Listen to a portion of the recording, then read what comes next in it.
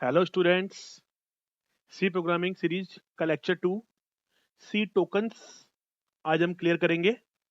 इससे पहले हम सी प्रोग्रामिंग इंट्रोडक्शन देख चुके हैं। So let's start with C tokens. तो हम देखते हैं कि सी टोकन क्या होते हैं। So token is nothing but token is the smallest unit in a C program. हम हमारे प्रोग्राम में जो भी सबसे छोटे से छोटा पार्ट देखते हैं वो एक टोकन ही कहलाता है। हम ये बात कर सकते हैं, हम एक प्रोग्राम में हमें जो भी दिख रहा है वो एक टोकन है। अब जो टोकन है हमारा, वो हमारा टोटल 6 कैटेगरी में डिवाइड होता है। तो सबसे पहले डेफिनेशन की बात करें तो token is a smallest unit in a C program. It is each and every word and punctuation that you come across in your C program. आपके सी प्रोग्राम में आपको जो कुछ दिख रहा है वो सिर्फ एक टोकन है। टोटल मैं डायग्राम के थ्रू आपको दिखा रहा हूं। टोटल ये कुछ कैटेगरीज है टोकन की: keywords, operator, strings, constant, identifier, special character. तो इसमें से हम आज कुछ मोस्ट इंपॉर्टेंट टोकन डिस्कस करेंगे जो हमारे एग्जाम पॉइंट ऑफ व्यू से इंपॉर्टेंट है। सबसे पहले बात करते हैं कीवर्ड्स एंड आइडेंटिफायर की। एक बार के लिए मैं आइडेंटिफायर को भी छोड़ भी दूं तो मैं बात करूं कीवर्ड्स की। तो सी प्रोग्रामिंग के अंदर जो भी वर्ड आपको दिख रहा है वो एक तरह का कीवर्ड है। वो एक तरह का कीवर्ड है और कीवर्ड जो होता है उसका फिक्स मीनिंग होता है। सी प्रोग्रामिंग में टोटल 32 कीवर्ड्स, टोटल 32 कीवर्ड्स है जिनका अपने आप में एक स्पेसिफिक मीनिंग्स है। इसमें एक बहुत अच्छी डेफिनेशन लिख रही है, they act as building block of C program. हम कोई बिल्डिंग बनाते हैं, उसमें हमारी ईंटें, पत्थर, सीमेंट वगैरह लगती है। तो ये सी प्रोग्रामिंग के वही सब एलिमेंट है। क्या? कीवर्ड्स।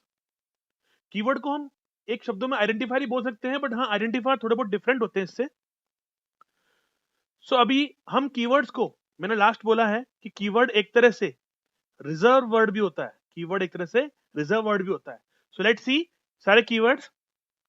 ये टोटल 32 में देख रहा हूं, 32 कीवर्ड्स मेरे पास सी प्रोग्रामिंग में अवेलेबल है। Auto, double, int, struct, break, else, long, switch, इस तरह से टोटल 32 है। याद रहे, हर कीवर्ड का स्टार्टिंग हमेशा स्मॉल लेटर से होती है क्योंकि सी केस सेंसिटिव लैंग्वेज है। अगर आपने इन केस इस ऑटो की जगह, या फिर बोलते हो इस इंट की जगह, स्मॉल इंट की जगह बड़ा आई रख दिया और कैपिटल आई एन टी रख दिया, तो यहां पे आपका प्रोग्राम में एरर आएगी। क्यों? क्योंकि ये कीवर्ड्स होते हैं, रिजर्व होते हैं, आप इनमें कुछ चेंजेस नहीं कर सकते हो, ये पहले से ही फिक्स है। फिर बात करते हैं हम आइडेंटिफायर की। हाँ, ये आइडेंटिफायर हम बोले कि ये कुछ भी नहीं है, बट जब भी हम किसी एलिमेंट को असाइन करते हैं किसी प्रोग्राम में, वो आइडेंटिफायर होता है।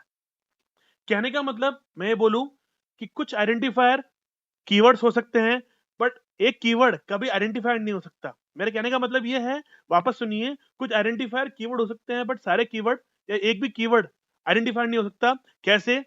मैंने सी प्रोग्रामिंग में जो भी अपने आप में लिखता हूं वो सब एक आइडेंटिफायर होता है। और एक आइडेंटिफायर बनाने का एक रूल होता है। आइडेंटिफायर को वेरिएबल बोल सकते हो। एक आइडेंटिफायर का जो पहला लेटर होगा वो अल्फाबेट होगा या फिर एक अंडरस्कोर होगा।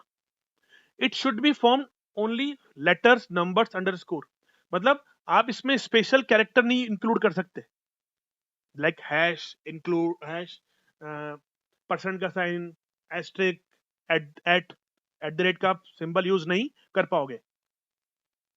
अभी लाइन लिखिए, देखिए, a keyword can not be used as an identifier. जो मैंने आपको बोला था, एक कीवर्ड कभी आइडेंटिफायर की तरह काम में नहीं आ सकता। हाँ, आइडेंटिफायर आप कीवर्ड की तरह यूज कर ले सकते हो। It should not contain any white space, मतलब बीच में स्पेस नहीं आ सकता। जैसे मैंने स्पेस की, अगर मैं डिक्लेयर करता हूं माई अंडरस्कोर नेम, तो वैलिड है आइडेंटिफायर, और मैंने किया माई स्पेस नेम तो वो इनवैलिड है। और हाँ, हर आइडेंटिफायर का नेम कुछ मीनिंगफुल होना चाहिए। अब मैं बात करता हूँ वेरिएबल, ये इंपॉर्टेंट है। वेरिएबल जो भी होते हैं वो कुछ वैल्यू को स्टोर करने काम में आते हैं। वेरिएबल हम बनाते हैं, हमें हमारे प्रोग्राम के अंदर दो नंबर का एडिशन करना है। तो दो नंबर का एडिशन करने के लिए मुझे दो वेरिएबल लेने पड़ेंगे, दैट इज ए और बी। दो वेरिएबल लेने के बाद ही मैं उनका एडिशन कर पाऊंगा। A variable is an identifier which is used to store some value. ठीक है? Variable can change during the execution of program and update the value stored inside it. आप वेरिएबल की वैल्यू प्रोग्राम के अंदर कभी भी चेंज कर सकते हो। जब भी चेंज करोगे तो आपको आउटपुट अलग मिलेगा। एक वेरिएबल आप बहुत जगह यूज कर सकते हो, बट हाँ, जब तक आप वेरिएबल को डिक्लेयर नहीं करोगे तब तक आप उसको यूज नहीं कर पाओगे।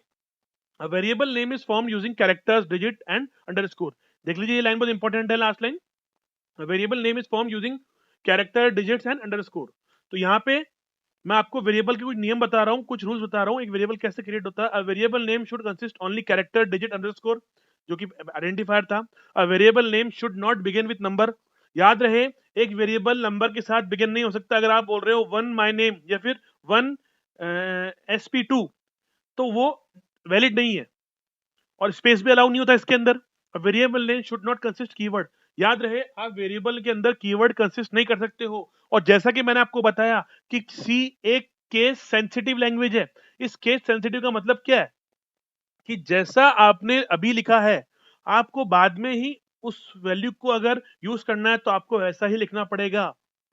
मतलब स्मॉल और कैपिटल का फर्क पड़ता है। जैसे आपने एक वेरिएबल दिया आर्यभट्ट स्मॉल के अंदर, फिर आप अगर बाद में इसको रिट्रीव यूज करने के लिए कैपिटल आर्यभट्ट लिखते हो तो वहां पे एरर आएगी। वो क्या बोलेगा कि आपने डिक्लेयर नहीं करा है पहले।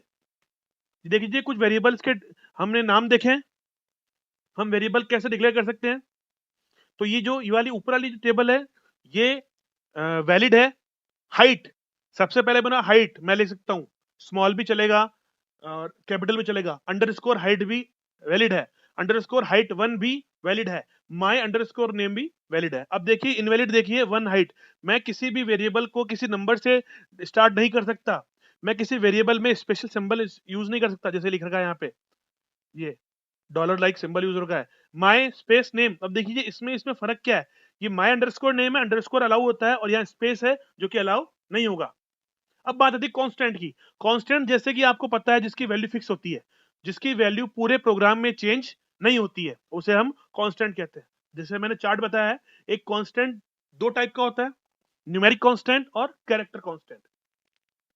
ये सब इस जो मैं आपको पढ़ा रहा हूं उसका मैटर मैं ऑलरेडी आपको ग्रुप में सेंड कर चुका हूं, एक बड़ी PDF सी नोट्स फाइल के नाम से।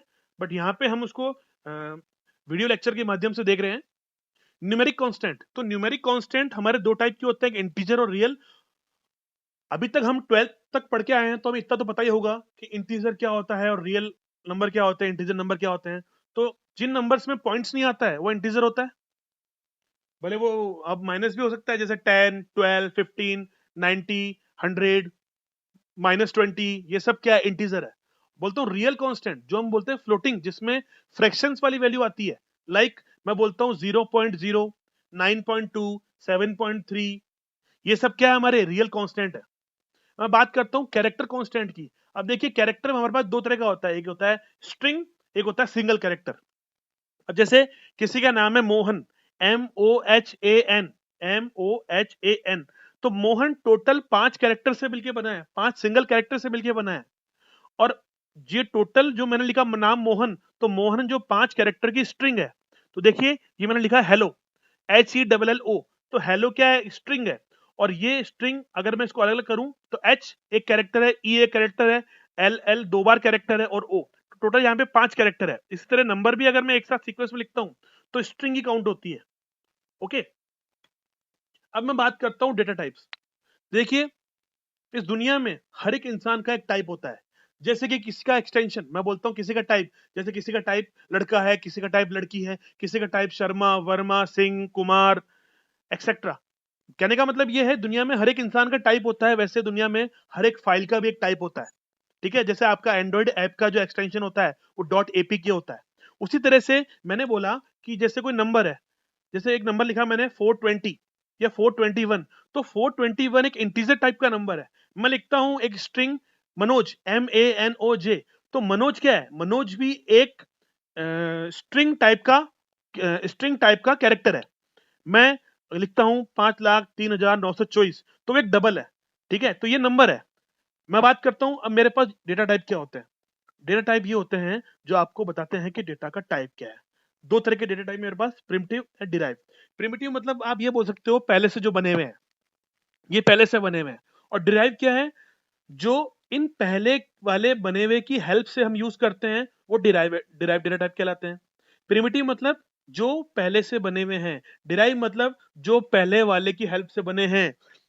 कहने का मतलब हम डिराइव्ड है किसके, हमारे पेरेंट्स के, और हमारे पेरेंट्स कौन है, वो हमारे ग्रैंड पेरेंट्स से डिराइव्ड है। आई थिंक आप सब समझ गए होंगे। Integer, character, float, double, primitive, जब हम आगे जब प्रोग्राम में देखेंगे तभी काम आएगा। It's just overview of constant token. अब ये हर एक डेटा टाइप का एक साइज होता है। तो देखिए पूरी टेबल है ये टेबल आपको एज इट इज याद करनी है। हर एक डेटा टाइप का साइज दे रखा है। हमारे पास इंटीजर होता है, वो 2 बाइट का होता है, और जैसा कि मैं आपको क्लास में बता चुका हूं कि 1 byte is equals to 8 bit. तो अगर मैं इनको, ये साइज इन बिट्स को, अगर बाइट्स को साइज इन बाइट्स को बिट्स में निकालूंगा तो इनको मैं 8 से मल्टीप्लाई कर दूंगा। कहने का मतलब है अगर मुझे फ्लोट की वैल्यू बाइट में निकालनी है तो मेरे पास वैल्यू 4 है। अगर मैं बोलता हूं इसकी वैल्यू मुझे बिट्स में चाहिए तो 4 इंटू 8 करूंगा, दैट इज 32 बिट्स। तो कोई आपसे अगर क्वेश्चन पूछ ले कि इसकी वैल्यू बिट्स में बताइए, जैसे मैंने आपसे बोला कि डबल की वैल्यू आप बिट्स में बताइए, तो 8 इंटू 8 दैट इज 64। ये इनकी रेंज है, ये इनकी कैपेसिटी रेंज है। चलिए बात करते हैं इंटीजर। जैसा कि मैं आपको पहले बता चुका हूं, इंटीजर क्या है, एक होल नंबर होता है, nothing but a whole number. The range from integer data type varies from machine to machine. अब जैसे जैसे आजकल की जो मशीन्स है बहुत एडवांस हो गई है, तो वहां पे इंटीजर की रेंज थोड़ी अलग हो जाती है। अब जैसे मैं बोलता हूं इंटीजर का एग्जांपल क्या होता है, मैंने बोला एज। हम हमेशा ऐसे बोलते हैं कि मैं 28 ईयर्स का हूं, 27 ईयर्स का हूं, या फिर 16 ईयर्स का हूं। हम कभी ये नहीं बोलते हम 16.5 साल का, 16.5 साल का हूं या 18.5 साल का हूं। वो लोकल लैंग्वेज चलता है, बट हम प्रोग्रामिंग के लिए बात करें तो ये चीज पॉसिबल नहीं है कि अगर आप लिख दो कहीं लिख के आ जाओ मैं 16 साल और 16.5 साल का हूं। हम लिखते हैं 16 ईयर्स 4 मंथ्स एंड 12 डेज, इस तरह से। और इंटीजर वैल्यू जिसमें पॉइंट नहीं आता है, दैट इज इंटीजर। फिर बात करता हूं फ्लोटिंग पॉइंट डेटा टाइप। तो फ्लोट वैल्यू जो होती है जहां पे हम फ्रैक्शंस आते हैं, हम बोल सकते हैं जहां पे पॉइंट के अंदर वैल्यू आती है वो फ्लोटिंग पॉइंट वैल्यू कहलाती है। जैसे इंटरेस्ट हम बात करते हैं तो इंटरेस्ट हमेशा पॉइंट्स में होता है, ठीक है। अब बात करते हैं कैरेक्टर। मैं ऑलरेडी बता चुका हूं आपको कैरेक्टर क्या होता है। जैसे एक नाम है सिमर, SIMAR, सिमर। तो ये SIMAR एक स्ट्रिंग है, और एक टोटल सिमर स्ट्रिंग है, और SIMAR टोटल 5 कैरेक्टर्स है। ये कुछ ऑपरेटर्स है जो हमारे सी में यूज होते हैं। अर्थमेटिक ऑपरेटर जो हम जानते ही हैं, plus minus, relational operator, logical operator, assignment operator, increment decrement operator, conditional operator, bitwise operator और स्पेशल ऑपरेटर। ये जो ऑपरेटर हम नेक्स्ट क्लास में डिस्कस करेंगे हमारी ऑपरेटर्स वाली क्लास में।